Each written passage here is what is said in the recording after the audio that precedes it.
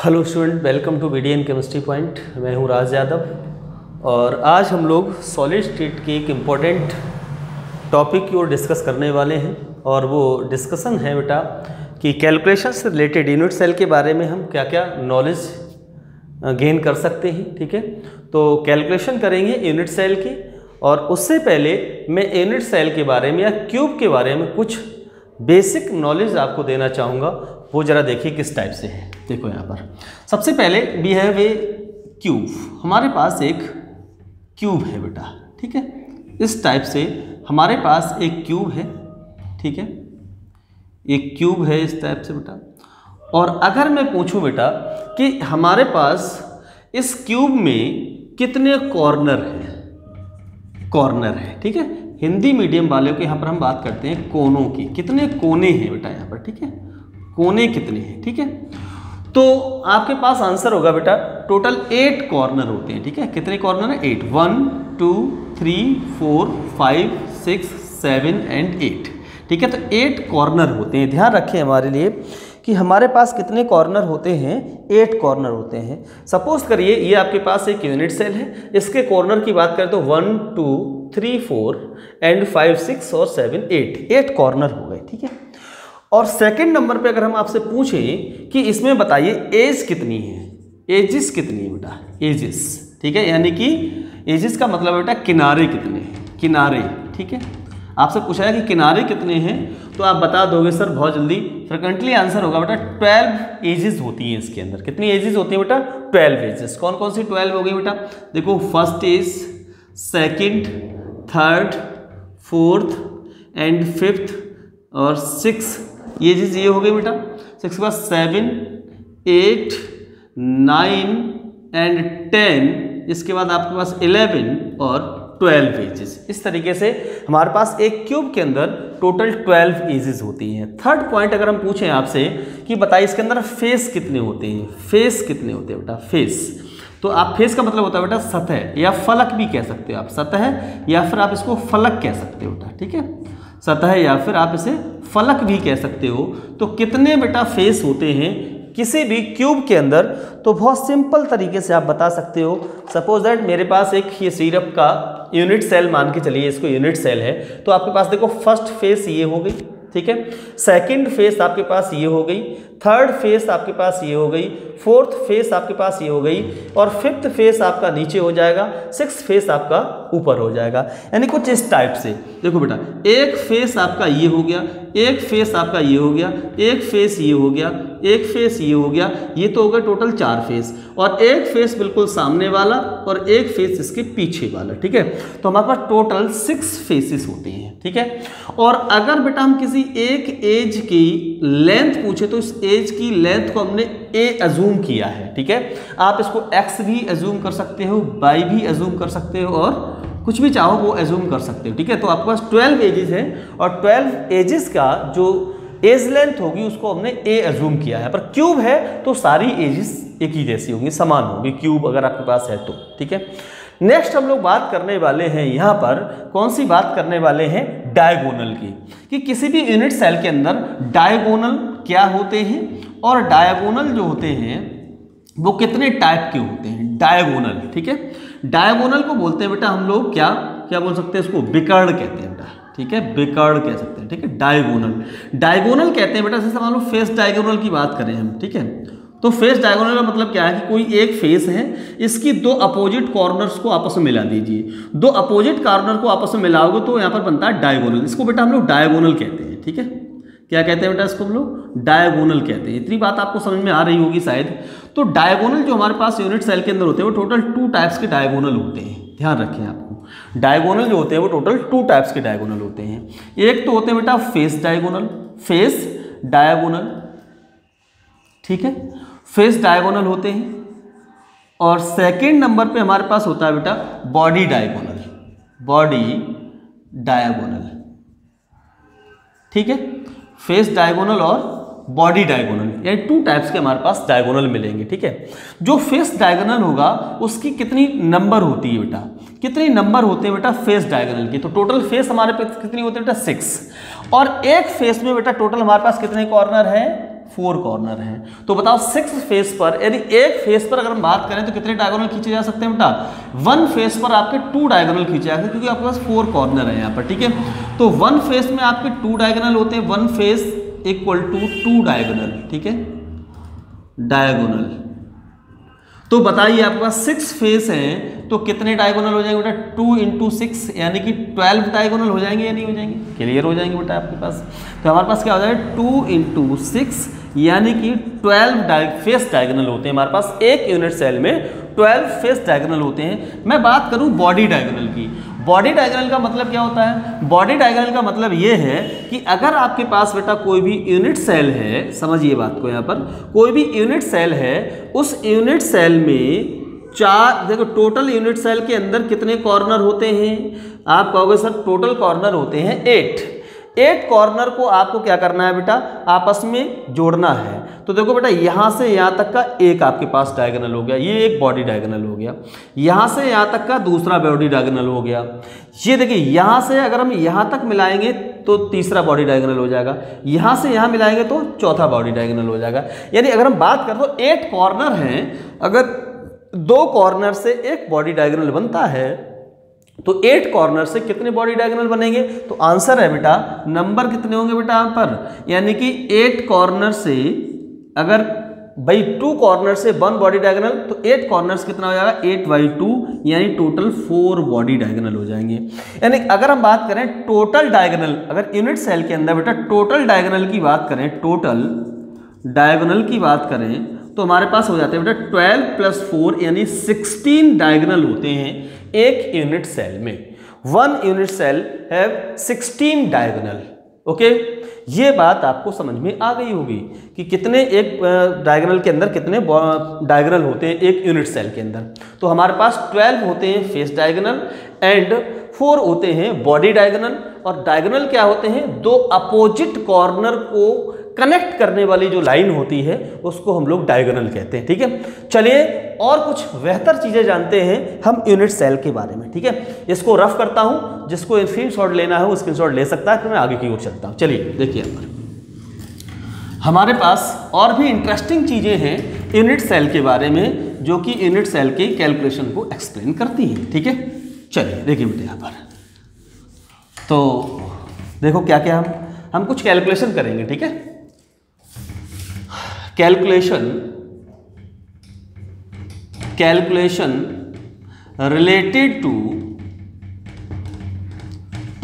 Unit cell, यानी unit cell से related कुछ कैलकुलेशन करेंगे, ठीक है। और सबसे फर्स्ट कैलकुलेशन हमारे पास होगी बेटा रिलेशन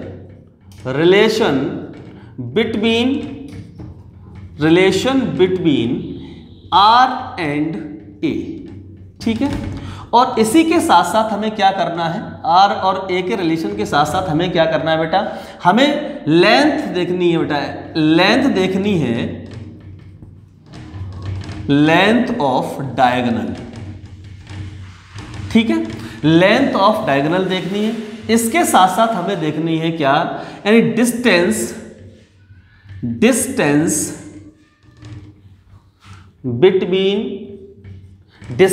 बिटवीन नियरेस्ट नाइबर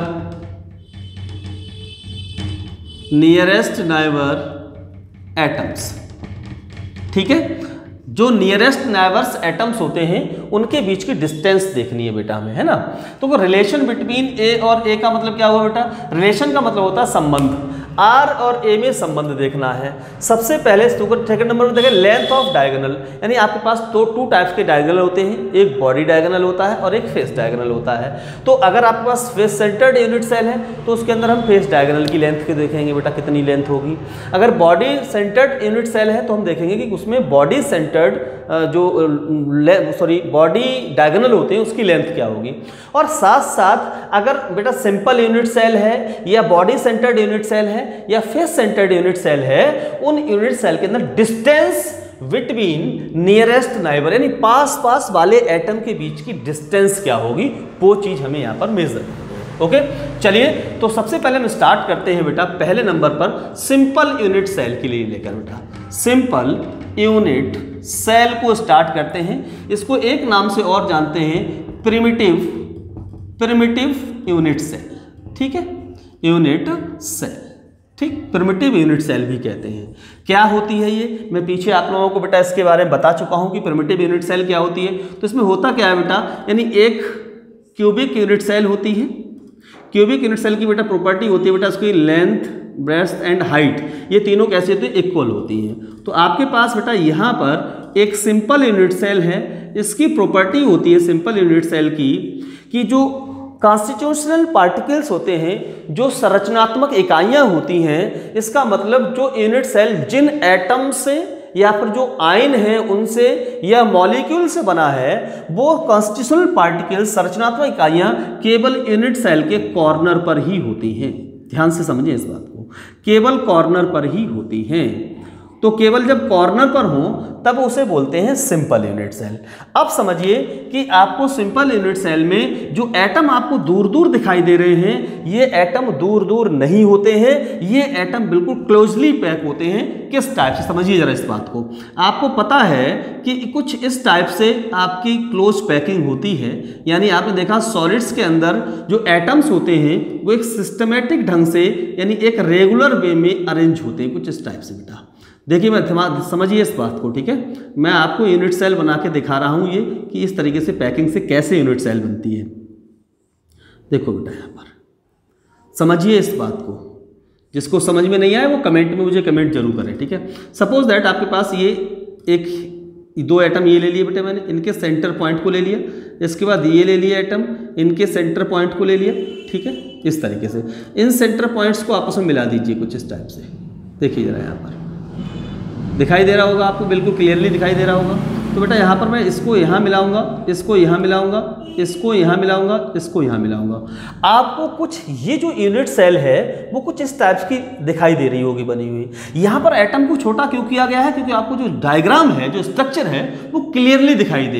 लेकिन अगर मैं यहाँ पर बात करता हूँ बेटा एटम्स की, तो एटम बहुत क्लोजली पैक्ड है। ये जो एटम्स है बहुत पास पास है, यानी अगर मैं इस एटम को ऐसा बनाऊँ, देखो कुछ इस तरीके से, समझ रहे हैं, मैं केवल दो ही एटम बना रहा हूँ यहाँ पर, ठीक है। कुछ इस तरीके से एटम्स बनाऊं, ध्यान से समझना इस बात को, इस तरीके से एटम बनाऊं। तो ये देखिए अगर हम आर की बात करें तो आर क्या होती है बेटा, जो भी एटम होता है उस एटम में सेंटर से यहाँ परिधि तक की जो दूरी होती है इसको हम आर कहते हैं। अगर इस ए की बात करूं तो ए क्या होता है बेटा, यहाँ से यहाँ तक की जो डिस्टेंस होती है इसको ए मानते हैं। कॉर्नर की डिस्टेंस जो है, कॉर्नर की जो एज लेंथ होती है उसको ए अज्यूम करते हैं। तो ध्यान समझना बेटा, यहाँ पर ये जो वैल्यू है वो ए है, और यहाँ से यहाँ तक की जो डिस्टेंस है वो आर है, यहाँ से यहाँ तक की डिस्टेंस है वो आर है। तो इस आर में और इस ए में रिलेशन क्या होगा फॉर सिंपल यूनिट सेल के लिए, समझिए इस बात को। तो रिलेशन अगर हम देखें तो क्या निकल के आएगा बेटा, 2r इक्वल टू आएगा a। कैसे 2r हो गया बेटा, एक आर ये, टोटल r कितने हो बेटा, 2 हो गए। तो 2r किसके इक्वल है बेटा, टोटल a के इक्वल है। तो r इक्वल टू क्या हो जाएगा, r इक्वल टू होता है a/2, r इक्वल टू हो जाएगा बेटा a/2। तो ये तो हो गए आपके पास क्या, ये हो गया आपके पास r और a में relation for simple unit cell या फिर प्रिमिटिव यूनिट सेल के लिए। अब मैं बात करता हूं कि देखो इसमें किसी प्रकार का डायगोनल नहीं होता है। सिंपल यूनिट सेल के अंदर कोई डायगोनल नहीं होता। भाई फेस सेंटर्ड में फेस डायगोनल होता है, बॉडी सेंटर्ड में बॉडी डायगोनल होता है, लेकिन इसमें किसी प्रकार का डायगोनल नहीं होगा। इसलिए हम डायगोनल की लेंथ सिंपल यूनिट सेल के लिए कैलकुलेट नहीं करते हैं। कहां करेंगे उसको, हम करेंगे बेटा बॉडी सेंटर्ड के लिए या फेस सेंटर्ड के लिए करेंगे, ठीक है। चलिए देखिए बेटा, होता है डायगोनल, ऐसा नहीं कि नहीं होता, लेकिन हम उसको फेस सेंटर्ड में और बॉडी सेंटर्ड में ही हम बेटा इसको कैलकुलेट करेंगे, ठीक है। चलिए देखिए बेटा, यहाँ पर ये रिलेशन आ गया आपका यहाँ। अब हम बात करते हैं कि डिस्टेंस बिटवीन नियरेस्ट नेबर, यानी पास पास वाले एटम के बीच की डिस्टेंस क्या होगी। तो मैं यहां पर लिखा रहा हूं बेटा कि डिस्टेंस बिटवीन नियरेस्ट नेबर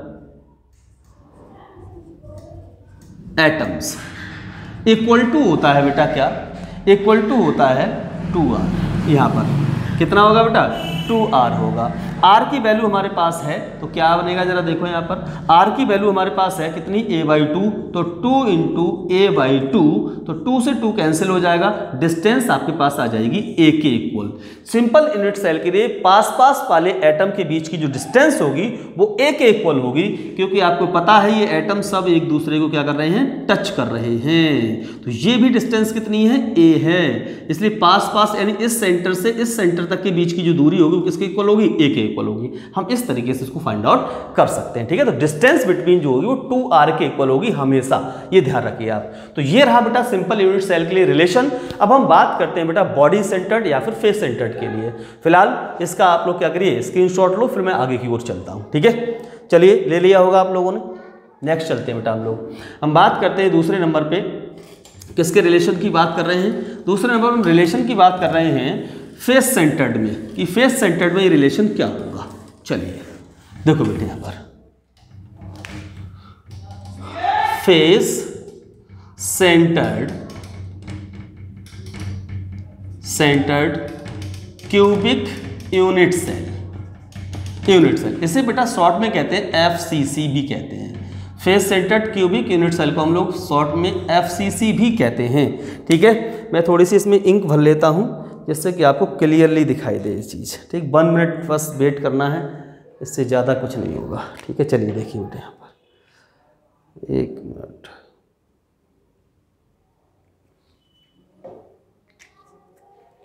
देखो बेटा यहाँ पर फेस सेंटर्ड के लिए अगर हम कैलकुलेशन करते हैं तो कैसे होगी। तो सबसे पहले तो आपको पता होना चाहिए कि फेस सेंटर्ड यूनिट सेल होती क्या है।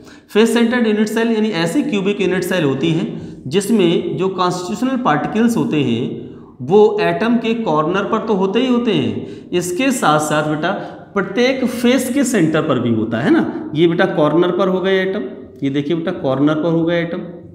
इसके बाद क्या होगा, एवरी यानी ईच फेस सेंटर्ड, कुछ इस टाइप से इसे बोलते हैं फेस सेंटर्ड यूनिट सेल, ठीक है। हमें रिलेशन निकालना है आर के बीच में और ए के बीच में, तो मैं केवल एक फेस को बाहर निकाल लेता हूं। देखिए बेटे यहाँ पर मैंने एक फेस को यहाँ से बाहर निकाल लिया, ये वाला सामने वाला फेस, ठीक है, मैंने इसको बाहर निकाल लिया। अब मैं कॉर्नर वाले एटम को टच करते हुए बेटा इसको रखूंगा। और एक बात और ध्यान रखें बेटा कि जब भी मैं आपको फेस के सेंटर पर एटम रखूंगा तो ये कॉर्नर वाले एटम जो होंगे वो ध्यान रखें, ये कॉर्नर वाले एटम फिर अपने आप में टच नहीं करेंगे, ठीक है। ये कॉर्नर वाले एटम अपने आप में टच नहीं करेंगे, ये एटम जो होंगे वो कुछ थोड़े थोड़े दूर हो जाएंगे। कैसे दूर हो जाएंगे, सपोज दैट हमारे पास बेटा ये 4 एटम्स हैं, 4 बॉल्स हैं। अगर इसके बीच में कोई एटम नहीं रखा तो ये चारों एक दूसरे को टच करते रहेंगे, लेकिन जैसे ही हमने कोई एटम इसके बीच में फिक्स कर दिया यानी फेस के सेंटर पर रख दिया तो ये एटम क्या होंगे, एक दूसरे से दूर हो जाएंगे ये एटम, ठीक है। तो ध्यान रखें जब बॉडी के सेंटर पर एटम आ जाता है या फिर फेस के सेंटर पर एटम आ जाता है तो कॉर्नर वाले एटम जो होते हैं वो एक दूसरे से दूर हो जाते हैं, डिस्टेंस बन जाती है। तो हम क्या कर सकते हैं बेटा, तो इनके देखो बेटे यहाँ पर, तो ये जो वैल्यू आपके पास है यानी यहाँ से यहाँ तक की जो वैल्यू है, समझते जाना। तो ये जो आपके पास, इसको A ले लेते हैं, इसको B ले लेते हैं और इसको C ले लेते हैं, ठीक है। तो यहाँ पर हमारे पास क्या बनेगा बेटा, ये देखो R है, ये भी क्या है R है, ये देखो ये वाली जो वैल्यू है वो R के इक्वल है, ये वैल्यू R के इक्वल है, ये 2R के इक्वल है, सॉरी पूरा हाफ है ये इसका, ये भी R के इक्वल वैल्यू है। यहाँ से यहाँ तक की जो डिस्टेंस है वो A है, यहाँ से यहाँ तक की भी डिस्टेंस होगी वो क्या होगी, A होगी। क्यों, क्योंकि यह एक क्यूब है और क्यूब की सारी साइड्स जो होती हैं, सारी जो एज होती है वो इक्वल होती हैं। तो हम क्या करेंगे, इसमें पाइथागोरस प्रमेय लगाएंगे। क्यों लगाएंगे बेटा पाइथागोरस प्रमेय, क्योंकि यहाँ पर जो है वो 90 डिग्री का एंगल बन रहा है, ठीक है। तो देखिए बेटा यहाँ पर इन ट्राइएंगल ABC, ठीक है, यहाँ पर क्या होगा बेटा, AC स्क्वायर इक्वल टू होगा बेटा AB square plus BC square, ठीक है, AB square plus BC square. अब AC स्क्वायर यानी AC की वैल्यू कितनी होगी बेटा, R और 2R 3R और एक 4R, तो 4R square equal to AB कितना है बेटा, A है, तो A स्क्वायर प्लस BC कितना बेटा, A है, A स्क्वायर। यहाँ पर होगा बेटा 4R square equal to 2A square, ठीक है। तो 4R इक्वल टू हो जाएगा √2A स्क्वायर, स्क्वायर को बाहर निकाल लो बेटा, तो 4R इक्वल टू हमारे पास आ जाएगा बेटा A√2 और R इक्वल टू हो जाएगा A√2 डिवाइडेड बाई 4। तो ये तो आ गई हमारी रेडियस फॉर FCC, ठीक है, radius for FCC। Radius for FCC packing equal to क्या होती है बेटा, यानी R इक्वल टू होता है इसके लिए बेटा a√2/4। ओके, ये हमारे पास रेडियस मिल गई। अब हम निकालेंगे बेटा यानी कि डिस्टेंस 4, मतलब जो आपके पास लेंथ है वो डायगोनल की लेंथ क्या होगी बेटा, लेंथ ऑफ फेस डायगोनल। ठीक है, बहुत इंपॉर्टेंट है, डायगोनल की लेंथ पूछ ली जाती है। लेंथ क्या होती है बेटा 2r के इक्वल होती है, मैंने आपको पहले ही बता रखा है। ठीक है, लेंथ ऑफ सॉरी लेंथ वो तो ये है, लेंथ क्या है बेटा, ये डायगोनल आपको दिख रहा होगा, ये डायगोनल की लेंथ कितनी है बेटा 4r के इक्वल है बेटा, r 2r और 4r है ना, तो 4r के इक्वल है। तो r आपके पास है कितना दिया है, ये दिया है, तो a√2/4, 4 से 4 कैंसिल हो जाएगा तो क्या बचेगा बेटा a√2 बचेगा। ये आ गया बेटा लेंथ ऑफ फेस डायगोनल की लेंथ कितनी होती है a√2 होती है। नेक्स्ट हम लोग तीसरी जो कैलकुलेशन करने वाले हैं वो कैलकुलेशन करने वाले हैं distance nearest neighbour, distance neighbouring atoms. Neighbouring atoms के बीच की डिस्टेंस क्या हुई, पास वाले एटम के बीच की डिस्टेंस क्या होती है बेटा 2r के इक्वल होती है। पीछे भी मैं कैलकुलेट कर चुका हूं डिस्टेंस पास वाले एटम की।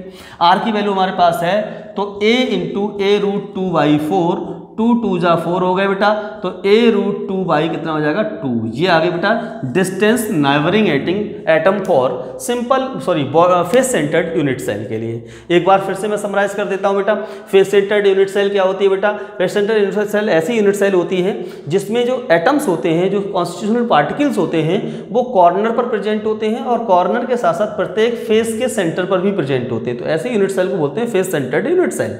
और फेस सेंटर्ड यूनिट सेल के लिए हम सबसे पहले निकालने वाले r और a के बीच में रिलेशन, या मैं कह सकता हूं कि मैं फाइंड आउट करने वाला हूं बेटा रेडियस इसकी क्या होगी। तो रेडियस को निकालने के लिए मैंने क्या किया, एक फेस को बाहर ले लिया। फेस को बाहर लेने के बाद में मैंने क्या किया, जो कॉर्नर पर एटम है वो मैंने रखे बेटा। कॉर्नर पर एटम आपको ध्यान रखना है कि फेस सेंटर्ड में कॉर्नर वाले एटम थोड़े थोड़े दूर दूर हो जाएंगे। जब दूर दूर हो जाएंगे तो हम क्या कर सकते हैं, रेडियस यहाँ से कैलकुलेट नहीं कर सकते, तो हम कहाँ से करेंगे, यहाँ से रेडियस कैलकुलेट करेंगे। इसके लिए मैंने क्या किया, एक डायगोनल डाला यहाँ पर। जब डायगोनल डाला तो हमारे पास एक ट्राइंगल फॉर्म हो रहा है बेटा ABC ट्राइगोनल, और ये इसमें ये 90 डिग्री बेटा एंगल है, तो यहाँ पाइथागोरस प्रमेय से हम इसको निकाल सकते हैं, डायगोनल को निकाल सकते हैं। ठीक है, तो डायगोनल यानी क्या होता है, इन ट्राइंगल कौन सा ABC है, तो हमने क्या किया बेटा, जो लंबी वाली लाइन होती है इसका स्क्वायर इक्वल होता है दो छोटी छोटी लाइनों का स्क्वायर, यानी AB स्क्वायर प्लस BC, तो पाइथागोरस प्रमेय के द्वारा होता है। तो AC स्क्वायर की वैल्यू कितनी है बेटा, r और 2r 3r और एक 4r, तो ये 4r स्क्वायर हो गया। ये वैल्यू कितनी है a, तो a स्क्वायर हो गया। BC की वैल्यू कितनी है a, तो a स्क्वायर हो गया, यानी 4r square equal to 2a square होगा, कि 1 1 2 हो गया।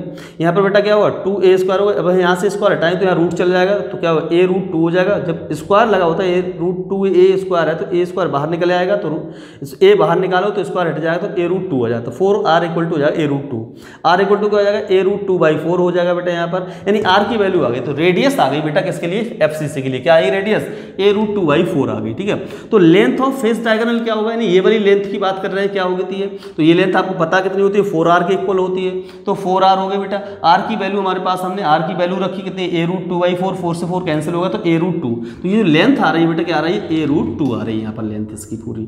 ठीक है, समझ में आ रही है, डायगोनल की लेंथ कितनी आ रही है a√2 आ रही है। अगर हमारे पास r है तो हम इस वाले फॉर्मूले से निकाल सकते हैं। ठीक है, डिस्टेंस नाइबरिंग एटम्स, पास वाले जो एटम होंगे, ये वाले पास वाले जो एटम होंगे उनके बीच की डिस्टेंस क्या होती है बेटा 2r के इक्वल होती है। अब r आपके पास है बेटा a√2/4, तो हमने क्या किया r किया 2 × a√2/4 रखिए, 4 से इसको क्या बेटा 2 आया यहाँ पर, तो क्या बचा बेटा डिस्टेंस a√2/2 बचा। ये डिस्टेंस हो गई बेटा नाइबरिंग एटम्स के बीच की। ठीक है, चलिए हम मिलते हैं नेक्स्ट वीडियो में, और नेक्स्ट वीडियो में बात करेंगे बॉडी सेंटर्ड की, और हम लोग कुछ इससे एडवांस लेवल पर भी कुछ पढ़ेंगे, जो आपके मेन रूप से ऐसे नेट है और आपके पास जेई मेंस है, जेई एडवांस है, वहाँ पर क्वेश्चन पूछे जाते हैं इससे रिलेटेड, उससे रिलेटेड बात करेंगे नेक्स्ट वीडियो के अंदर। चलिए ओके बाय, तब तक देखिए इसको।